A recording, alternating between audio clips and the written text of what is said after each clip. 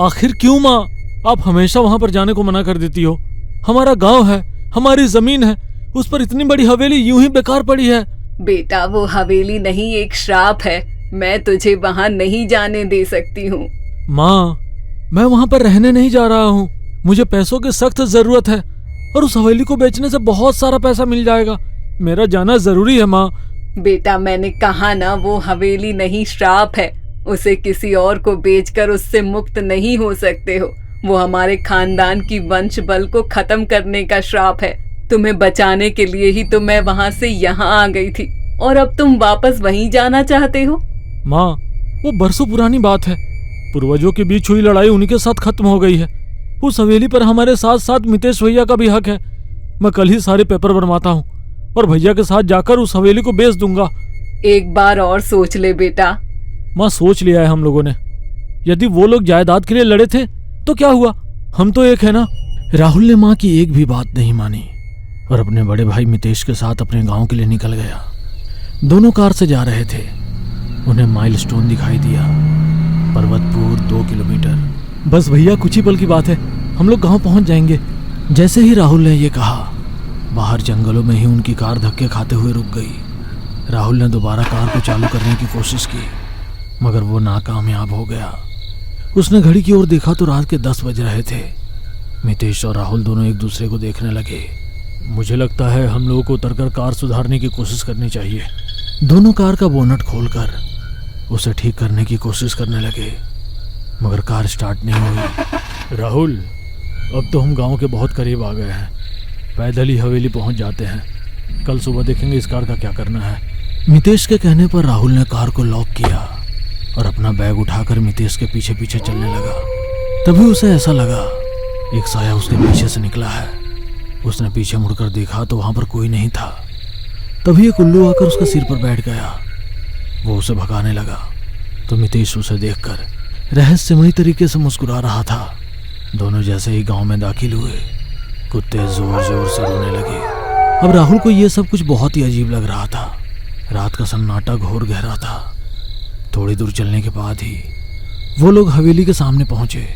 आसमान में तेज बिजली चमकने लगी। हवेली के गेट पर पुराना सा जंग लगा हुआ ताला था और जंगली लताएं उस पूरे गेट को जकड़ी हुई थी। दोनों ने आसपास मदद की तलाश की मगर देर रात हो जाने के कारण उन्हें कोई मदद नहीं मिली। ऐसे में दोनों भाइयों ने अपने हाथों से सारे पेड़ पौधे उखाड़े और हवेली का गेट खोलकर हवेली के अंदर दाखिल हुए। उस समय ठीक रात के 12 बज रहे थे। पूरी हवेली में अंधेरा था। जैसे ही उन्होंने अपने साथ लाई हुई टॉर्च जलाई, उनके सिर के ऊपर से ढेर सारी चमगादड़ उड़ते हुए निकल गए। अरे राहुल घबराओ नहीं, यहाँ हवेली इतने दिनों से बंद थी, इस कारण यहाँ इन लोगों ने अपना बसेरा बना लिया था। टॉर्च की रोशनी में उसने लाइट का स्विच देखकर जैसे ही लाइट चालू की, ऐसा लगा उन दोनों के सामने लगे हुए झूले से कोई उठकर गया। झूला अभी भी हिल रहा था। दोनों एक दूसरे को हैरानी से देख रहे थे। दोनों चारों ओर देखने लगे। हवेली पुरानी होने के बाद भी बहुत ही शानदार थी। चारों ओर ढेर सारी तस्वीरें लगी हुई थी। तस्वीरें उनके पुराने इतिहास को बयां कर रही थी। उनके पूर्वज बहुत ही रईस थे मगर एक बात हैरानी की थी कि किसी के भी चेहरे पर मुस्कुराहट नहीं थी। सभी उदास थे। उन फोटो के पास एक खाली फोटो फ्रेम लगा हुआ था। राहुल हैरानी से उन फोटो फ्रेम की ओर देख रहा था। मितेश ने वहीं रखे काउच पर ढका हुआ कपड़ा हटाया और उसी के आसपास की जगह झटकार कर दोनों के लिए सोने की जगह बना ली। राहुल हम लोग अभी यहीं सो जाते हैं, सुबह उठकर देखेंगे क्या करना है। राहुल अभी भी उस खाली फोटो फ्रेम को ही देख रहा था। दोनों सोए ही थे कि सभी तस्वीरों के फ्रेम खाली हो गए। तभी राहुल को अपने पैरों के पास किसी के होने का एहसास होने लगा, मानो उसे कोई जगाने की कोशिश कर रहा हो। वो डर कर जाग गया। सामने एक साया बैठा था। चले जाओ यहाँ से, तुम्हारी मौत का जाल बुना गया है। तुम यहाँ आए नहीं हो बल्कि तुम्हें बुलाया गया है। इसके पहले कि कुछ अनहोनी हो चले जाओ। जैसे वो साया राहुल को आगाह कर रहा था, कुछ और साये वहां पर आए और उस साये को घसीट कर अपने साथ ले गए। राहुल को समझ नहीं आ रहा था कि ये सब क्या हो रहा है। एक साथ इतने सारे सायों को देखकर उसकी हालत खराब होने लगी। वो मितेश को उठाने के लिए पलटा तो मितेश उसकी जगह पर नहीं था। वो हैरान परेशान सा सब और देखने लगा। भैया, मितेश भैया, कहाँ हो आप? यहाँ कुछ तो गलत है, हमें यहाँ से चलना चाहिए। कहते हुए उसकी आंखों में आंसू आ गए, मगर मितेश वहां पर नहीं आया। वो पागलों की तरह सब और उसे ढूंढने लगा, मगर वो उसे कहीं नहीं मिला। तभी सीढ़ियों पर से किसी के नीचे आने की आवाज आई। वो भागकर सीढ़ी के पास पहुंचा, मगर वहां पर भी कोई नहीं था। तो उसने तुरंत अपनी जेब से मोबाइल निकाला और मितेश का नंबर डायल किया, मगर मोबाइल में नेटवर्क नहीं था। तभी उसकी निगाह आसपास के फोटो पर पड़ी। सभी फोटो खाली थे, और जो फोटो खाली था उसमें राहुल की तस्वीर लगी हुई थी। राहुल उस तस्वीर के पास पहुंचा तो उसने देखा, उस पर लिखा था जन्म दिनांक 26 मई 1983, मृत्यु 22 अप्रैल 2023। ये देखकर वो हैरान रह गया। 22 अप्रैल, ये तो आज का ही दिन है। ये कैसे पॉसिबल है? मैं तो अभी जिंदा हूँ। तो क्या सच में मैं मरने वाला हूँ क्या? शायद वो आत्मा मुझे इसी सब से बचाने के लिए आई थी। भैया, कहाँ हो आप? आपको छोड़कर कैसे चले जाऊं? भैया आ जाओ। राहुल के बार बार बोलने पर भी जब मितेश सामने नहीं आया तो राहुल भागता हुआ घर से बाहर निकलने लगा।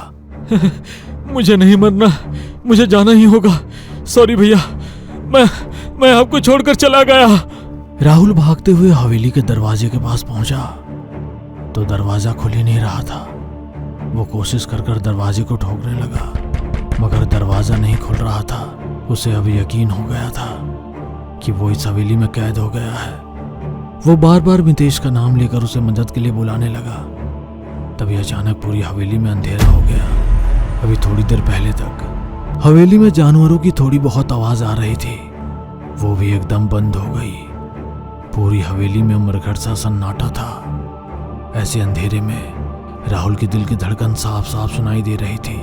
उसे दरवाजे का सहारा लेकर वो जमीन पर बैठ गया और भगवान का नाम का स्मरण करने लगा, मगर उसके मुंह से भगवान का नाम ठीक तरह से नहीं निकल पा रहा था। जय हनुमान ज्ञान गुण सागर, ऐसे। अरे आगे क्या है? सिट, क्या है? मुझे क्यों याद नहीं आ रहा है? अरे कुछ भी याद नहीं आ रहा। लगता है मैं अब नहीं बचूंगा। Oh my god, please help me. Rahul डरते हुए उस पुरानी हवेली से बाहर निकलने का रास्ता ढूंढने लगा, मगर ऐसा लगा कि वो उस हवेली की भूल भुलैया में कहीं फंस गया हो। उसे बाहर जाने का कोई रास्ता नजर नहीं आ रहा था।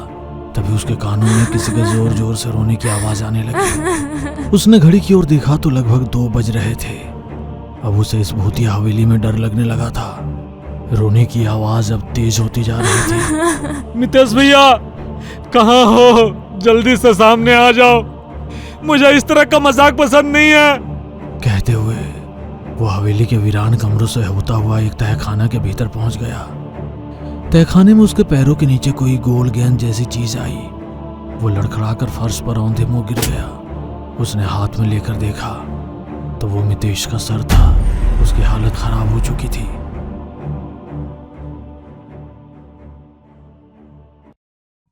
यदि आप हमारे चैनल पर नए हो तो सब्सक्राइब करना ना भूलें और बेल आइकन पर क्लिक करें ताकि हमारी सारी न्यूज़ स्टोरीज आप सबसे पहले देख सकें।